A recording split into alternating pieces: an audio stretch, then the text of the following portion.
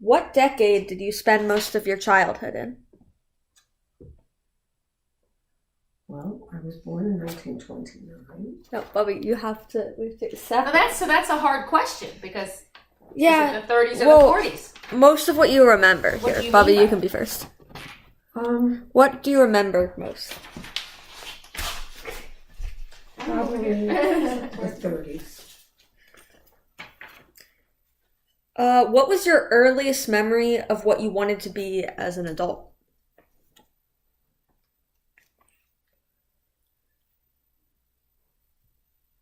Um, that's a hard question.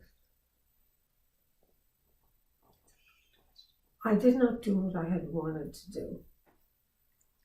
What I had wanted to do was be a librarian. But I think it was my mother who changed my mind to go into teaching. Because she wanted to discourage me from going into nursing, which was another thought I had. But I always thought being in a helping profession would be what I wanted to do. Why didn't your mother want you to be a nurse? She felt it was very hard.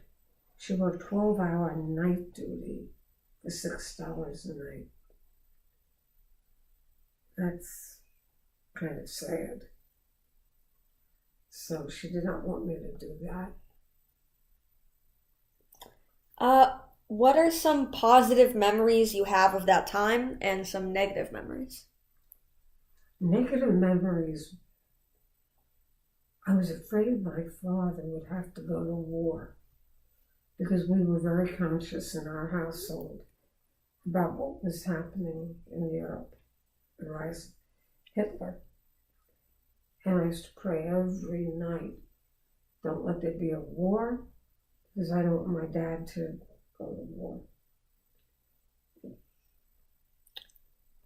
And the positive things, a lot of love in our house, a lot of hugs, a lot of kissing,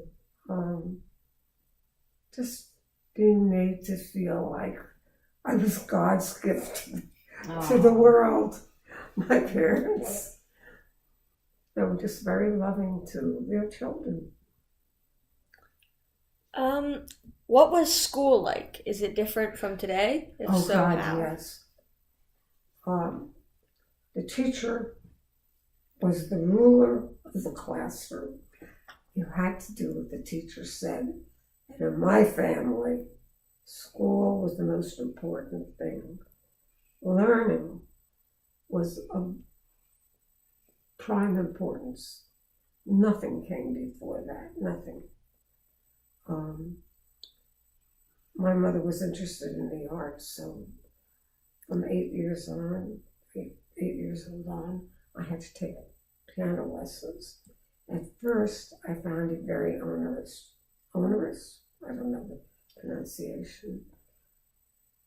But my mother said, practice an hour. I practiced exactly 1 hour. I could be in the middle of a note. That hour was up, I was off the piano bench. And then I started to like it so much. I got into the Manhattan School of Music. I had to be auditioned. And I loved it. But it started interfering with studying for my college courses. So I gave it up. And I wasn't that great. I don't know how I got in. Do you wish you kept playing, or do you think it was a good thing that you stopped? No, I wish I had kept on with the lessons. I regret not having done that. But you know, one of the things about it was they encouraged sight reading. And I don't know whether it was vision or just not having a brain. I couldn't sight read quickly. I could do it better now because I analyzed more as an adult than I did at that age. What was the fashion like? What was your favorite thing to wear? Almost the same as I have worn my entire life. High neck, long sleeve, sort of form-fitting but loose, not clingy. And I've always liked it, and to this day I still do. Do you notice what other people wear these days is different from what they wore when you were a kid? Oh God, yes. You know, I can't imagine. Some of the women here will wear the, tights and the loose top. I couldn't picture myself wearing tights. I would be embarrassed.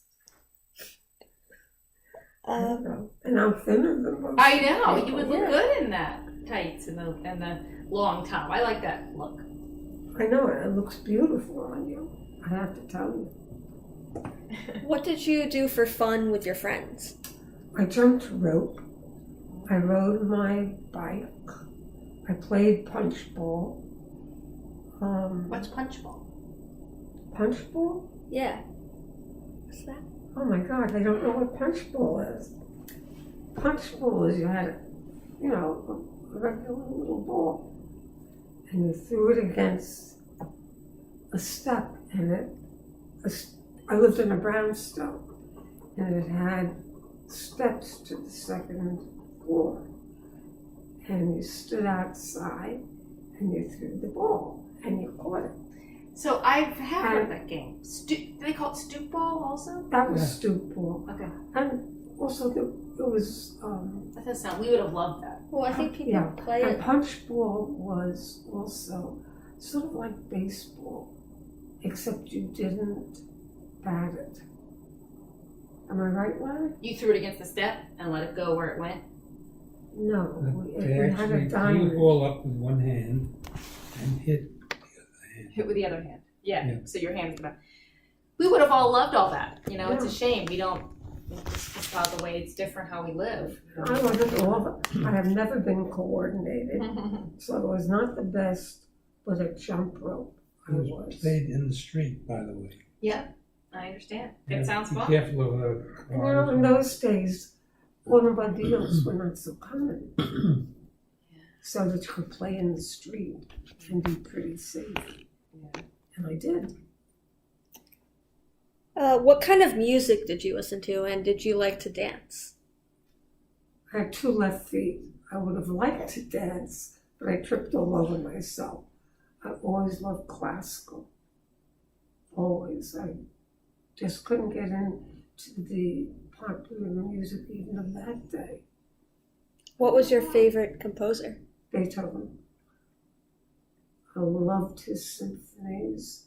And as a gift, my close friend in college gave me a book of his sonatas. And that was one of the best gifts I ever got. Do you think people listen to classical music more then or now, or about the same? Then. Do you listen to classical music? When I'm studying, I'll sometimes listen to classical music. I really like it, but you're right, I don't often listen to it. No, It's just not the thing to do. I don't think young people do. Music was not as important to people then as it is now. Now, it's like social commentary, the music of today, actually. I do know Sydney Maynard, her family knows all about classical music. She can name the composer from listening to it because her dad always plays classical music. I used to be able to do that. I play a measure or two of something, and I would know what it is. And of course, something like Beethoven's Third. The minute you heard that, you knew. Yeah. Were there any major events going on in the US, the world? What do you remember about them, and did it have any effect on your family? It was really But at what point? Well, World War when II. you were a kid, what you remember about your childhood? World War II, Larry, but But she wasn't leading a up kid. to it, Yeah. the rise of Hitler. And then I had cousins who were very active in the young communist.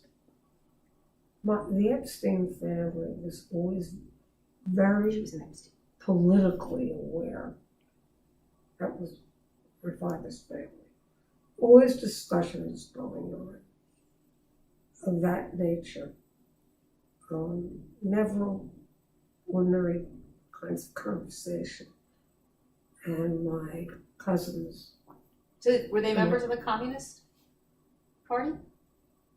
my older cousins, yes, president of the Young Communists, and her dad worked for the Navy. He was an engineer. He designed the floating dry docks at Pearl Harbor that were bombed by the Japanese. They did him in. But it's funny, as anti-Semitic as the Navy was, there were high-ranking Navy people at his funeral. And he told my mother he envied my father because his daughters were kind of distant. They caused him a lot of aggravation because of their political views. But the family was together at an uncle and aunt's home. And my sister was on one knee and I was on the other. And that uncle, who was so well regarded in the world of engineering and even in the Navy, said, I envy him so. And that always broke my heart. So you had a good relationship with your parents? Very. Oh God, I worshipped the ground they walked on. And my sister. Well, my parents, they just made us feel very important. This was exactly what we should be. Except I couldn't do math until after the second grade.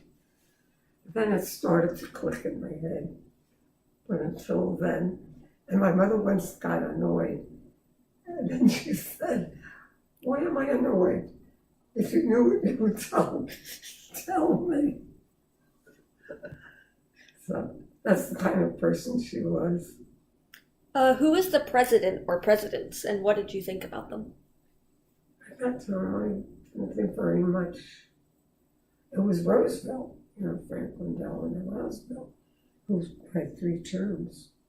Very unusual, because at most, presidents had 2 terms.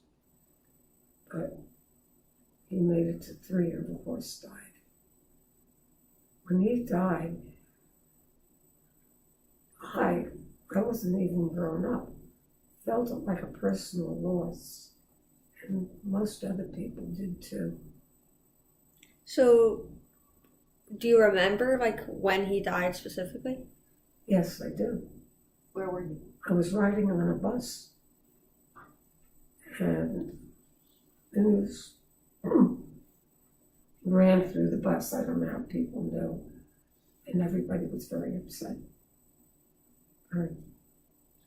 What are some major differences between when you grew up and today? In most households, it was the man, the father, who led the household. Not like today, where it's co-parenting. But my mother was unusual, and my father. She got married if my father agreed to her working. And wives did not work in those days. And Jewish girls were not nurses in those days. She had to get permission to be a nurse from the head of the family.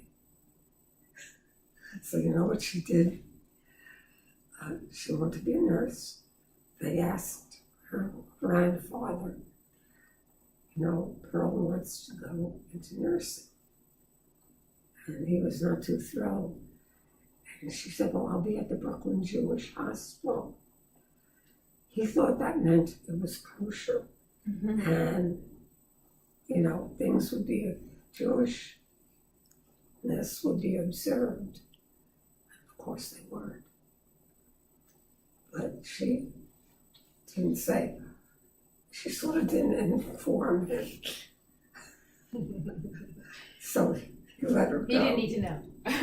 Right, it was on a need to know. That's right. And she didn't lie, she just neglected to go into detail. Let's put it that way. Are there any important life lessons you learned growing up that still have an impact on you today? Yes, my mother taught me to be honest, to be loyal, to honor, to keep my word, because that was your honor, that was who you were. And if you didn't keep your word, you were trash. Do you remember a time where you were dishonest and got in trouble for it? Or were you always, for the most part, honest? Most of the time I tell the truth. I never had a great memory.